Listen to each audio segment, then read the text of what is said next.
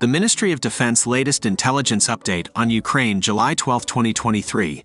On July 10, 2023, Russian Chief of the General Staff General Valery Gerasimov made his first TV appearance since the abortive Wagner mutiny of June 24, 2023.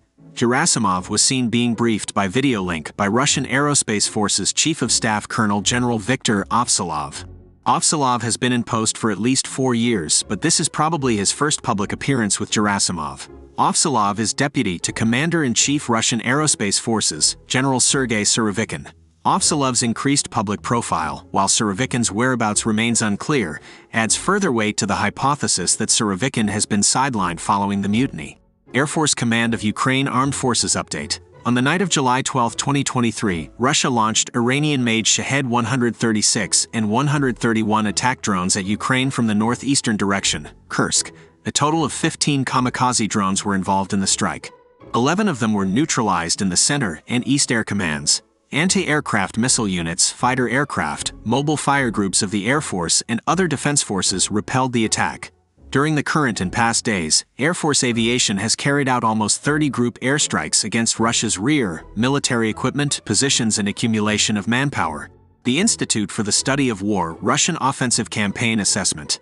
The Group of 7 Coalition and NATO signed agreements to offer Ukraine long-term security commitments during the NATO Summit in Vilnius on July 12. NATO Secretary-General Jens Stoltenberg announced that NATO has agreed on a 3-part package that will give Ukraine a multi-year program of practical assistance, create a NATO-Ukrainian Coordination Council, and commits NATO to allow Ukraine to join the alliance without going through a membership action plan. G7 members Germany, Japan, France, Canada, Italy, Britain, and the United States signed a general framework document called the Joint Declaration of Support for Ukraine, aimed at offering the Ukraine military, financial, and intelligence support, and stated that each member of the G7 will enter into bilateral security negotiations with Ukraine regarding the document. Japanese Prime Minister Fumio Kishida stated that other countries would have the opportunity to join the declaration at a later stage. The general framework document also reportedly promises immediate steps to swiftly provide Ukraine with all necessary support in the event of a new attack, but did not specify what that support would look like.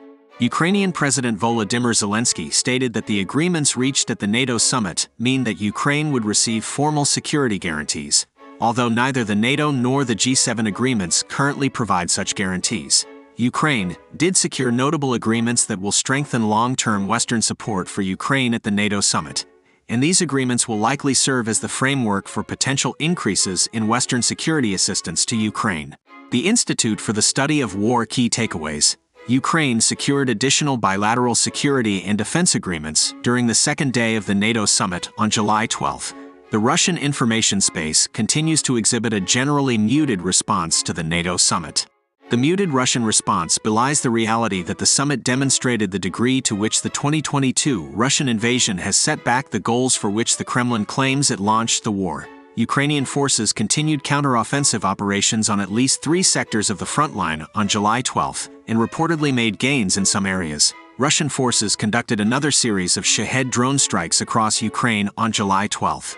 The Russian Ministry of Defense announced that the Wagner Group has almost completely handed weapons and military equipment over to the Ministry of Defense. Former Russian officer and ardent nationalist Igor Girkin claimed that certain members of Russian President Vladimir Putin's inner circle may push Putin to end the war in order to depose him. Russian and Ukrainian forces reportedly conducted limited ground attacks along the Kupiansk-Svatov line. Russian and Ukrainian forces continued skirmishes in the Kremina area, where Russian forces reportedly made limited gains. Ukrainian forces continued counteroffensive operations in the Bakhmut area. Russian and Ukrainian forces conducted ground attacks along the Avdiivka-Donetsk city line. Russian sources claimed that Ukrainian forces conducted limited ground attacks in western Donetsk Oblast. Ukrainian forces continued counteroffensive operations along the administrative border between Zaporizhia and Donetsk Oblasts. Ukrainian forces continued limited mechanized assault operations in western Zaporizhia Oblast. Russian officials continue to grapple with the issue of securing Russia's international borders. Russian occupation authorities are using the promise of medical treatment to coerce residents of occupied territories to receive Russian passports and relocate to Russian territory.